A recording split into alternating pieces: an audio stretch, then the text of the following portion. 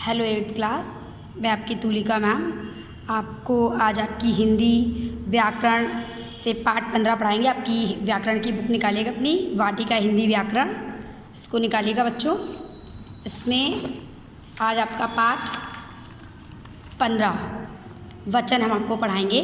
पाठ 15 वचन पढ़ाएंगे, तो इसको बच्चों आप लोग खोल लीजिएगा। इस पर डेट क्वेश्चन डालिएगा, आज की डेट डालिएगा 13/8/2020। कोटेशन डालिएगा। अब देखिएगा बच्चों अपना वचन पाठ। देखिए वचन नंबर, गिनती, गणना, ठीक है। संज्ञा के या सर्वनाम के जिस रूप से उसके एक या अनेक होने का बोध होता है उसको हम वचन कहते हैं। ये बच्चों डेफिनेशन में लिखी है, संज्ञा अथवा सर्वनाम के जिस रूप से उसके एक अथवा अनेक होने का बोध होता है, ज्ञान होता है, हमें पता चलता है, उसको हम संज्ञा कहते हैं। देखिए ये चित्र बना हुआ है, आप लोग की पुस्तक में एक चित्र बना है बच्चों, एक क्रिकेट का चित्र बना हुआ है। तो कह रहे हैं यहाँ पे लिखा है क्रिकेट का मैच चल रहा है, एक लड़का गेंदबाजी कर रहा है, 2 लड़के बल्लेबाजी कर रहे हैं, एक अंपायर है, अन्य सभी खिलाड़ी हैं, क्षेत्र रक्षण कर रहे हैं। तो देखिए इसमें लड़का, एक अंपायर, एक वचन का बोध करा रहे हैं, और लड़के, खिलाड़ी, सभी खिलाड़ी क्षेत्र रक्षण कर रहे हैं। तो ये खिलाड़ी और लड़के बहुवचन का बोध करा रहे हैं। बच्चों समझ में आया कि संज्ञा और सर्वनाम के जिस रूप से उसके एक या अनेक होने का बोध होता है उसको हम वचन कहते हैं। अच्छा, वचन के भेद, वचन के 2 भेद होते हैं, एक वचन, बहुवचन। एक मतलब एक, बहु मतलब बहुत। तो एक से मतलब संज्ञा अथवा सर्वनाम के जिस रूप से किसी व्यक्ति, वस्तु, पदार्थ का एक का बोध हो, यानी किसी एक व्यक्ति, एक वस्तु और एक पदार्थ का बोध हो, उसको एक वचन कहते हैं। बहुवचन में संज्ञा अथवा सर्वनाम के जिस रूप से उसके एक से अधिक व्यक्तियों, वस्तुओं, पदार्थों का बोध होता है उसे बहुवचन कहते हैं। जैसे एक वचन का उदाहरण है लड़का, कुर्सी, घर, मैदान, रमेश, कमला, ये दिया हुआ है। अब बहुवचन में आपका लड़कियां हैं, कुर्सियां हैं, मेजें हैं, दवातें हैं, पुस्तकें हैं, लड़के हैं, ये दिया हुआ है। इससे बहुत सारे का बोध हो रहा है। देखिए लड़की, एक लड़की, लड़कियां, कई लड़कियां, कुर्सी, एक कुर्सी, कुर्सियां, कई कुर्सियां, मेज, एक मेज, मेजें, कई मेजें, दवात, एक दवात, दवातें, कई दवातें। तो बच्चों ये आपको समझ में आया ना कि वचन संज्ञा सर्वनाम के जिस रूप से उसके एक या अनेक होने का बोध होता है वो वचन कहलाता है। कि जिस रूप से हमें पता चलता है कि कोई चीज़ एक है या अनेक है, नंबर बताता है। जो वचन के 2 भेद होते हैं, एक वचन, बहुवचन। संज्ञा सर्वनाम के जिस रूप से किसी व्यक्ति, वस्तु के एक होने का बोध होता है तो वो एक वचन, और संज्ञा सर्वनाम के जिस रूप से किसी भी चीज़ का एक से अधिक होने का बोध होता है तो उसको हम बहुवचन कहते हैं। ये बच्चों आपका हो गया। इसको 2 क्वेश्चन आपके तैयार हुए, वचन किसे कहते हैं और वचन के कितने भेद होते हैं, 1 और 2, एक वचन, बहुवचन। इसको आप करिएगा। नेक्स्ट पेज पे आइए। देखिए बच्चों सबसे महत्वपूर्ण बात है वचन की पहचान। वचन की पहचान हम कैसे करेंगे, ये सबसे महत्वपूर्ण बात है। इसको देखिएगा।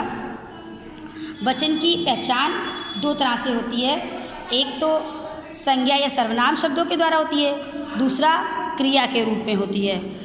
कुछ शब्द ऐसे होते हैं जो एक वचन, बहुवचन में प्रयोग होते हैं, तो उनको हमें पहचानने के लिए उनकी क्रिया को देखना पड़ता है कि कौन सी क्रिया इस्तेमाल हुई उसके साथ, सहायक क्रिया, और कौन सी क्रिया इस्तेमाल हुई है उसके साथ।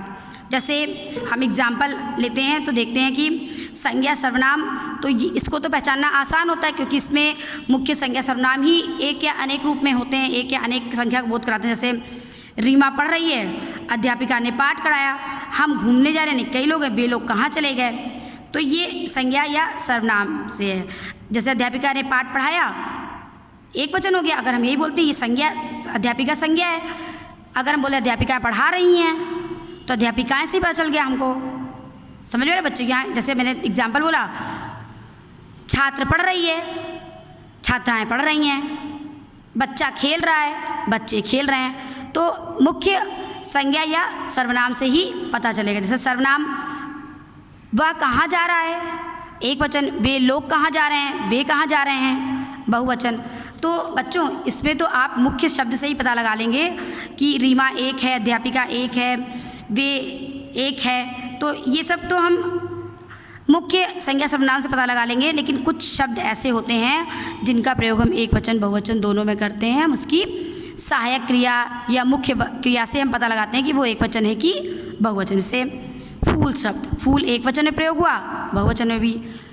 अब हमने बोला फूल खिला है तो यानी एक फूल है, लेकिन अब कैसे पता लगेगा कि यहाँ पे फूल बहुवचन का प्रयोग हुआ है। तो फूल खिल रहे हैं, खिल रहे हैं, रहा है एक वचन क्रिया से, लेकिन यहीं पे क्रिया से हमने पता लगाया रहे हैं, यानी कि कई फूल खिल रहे हैं, तो पता चल रहा है कि बहुवचन है। मजदूर वर्ड, मजदूर शब्द आपका है, तो मजदूर शब्द को आपने बोला मजदूर काम कर रहा है, कर रहा है कि मुख्य क्रिया और सहायक क्रिया से पता चला कि एक वचन है, लेकिन हमने इसी को बोल दिया मजदूर काम कर रहे हैं, तो यहाँ मुख्य क्रिया से पता चल गया कि यहाँ पे मजदूर बहुवचन के लिए प्रयोग किया गया है। वही यहाँ पर है बालक खेल रहे हैं, यानी बहुत सारे बालक हैं, मुख्य क्रिया से पता चला।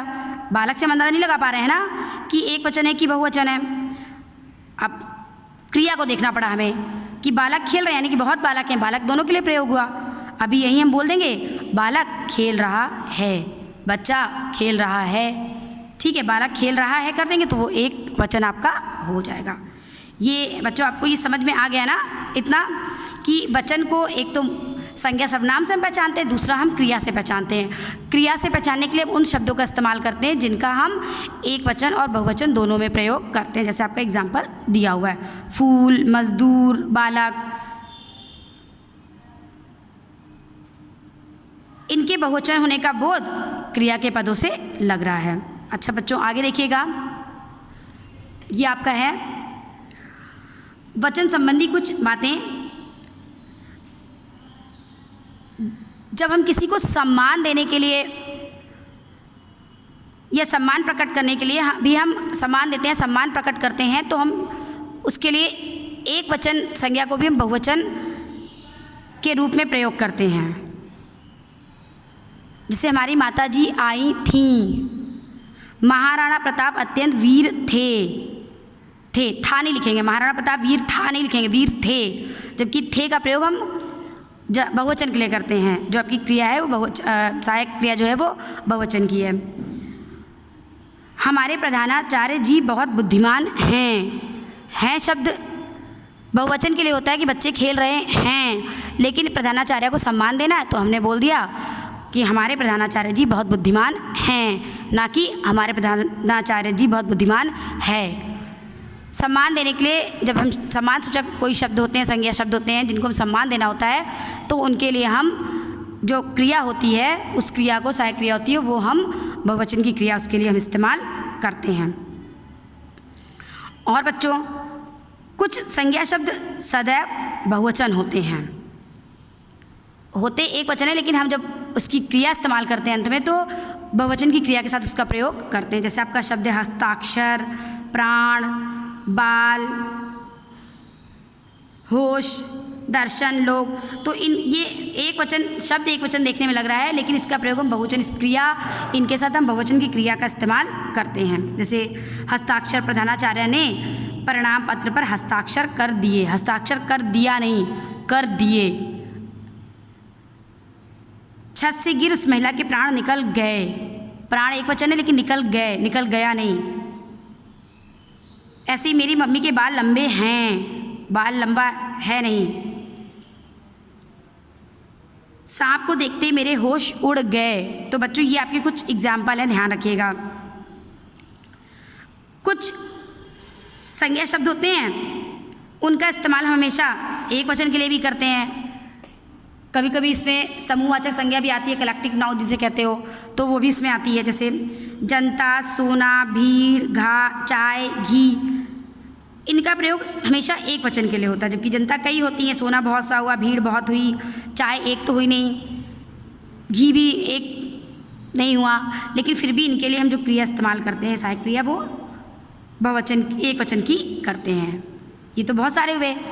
तो ये बच्चों इसको आप ध्यान रखिएगा। हमने इस पाठ में आपको बताया कि वचन संख्या का बोध कराते हैं संज्ञा सर्वनाम की। वचन के दो भेद होते हैं, एक वचन बहुवचन।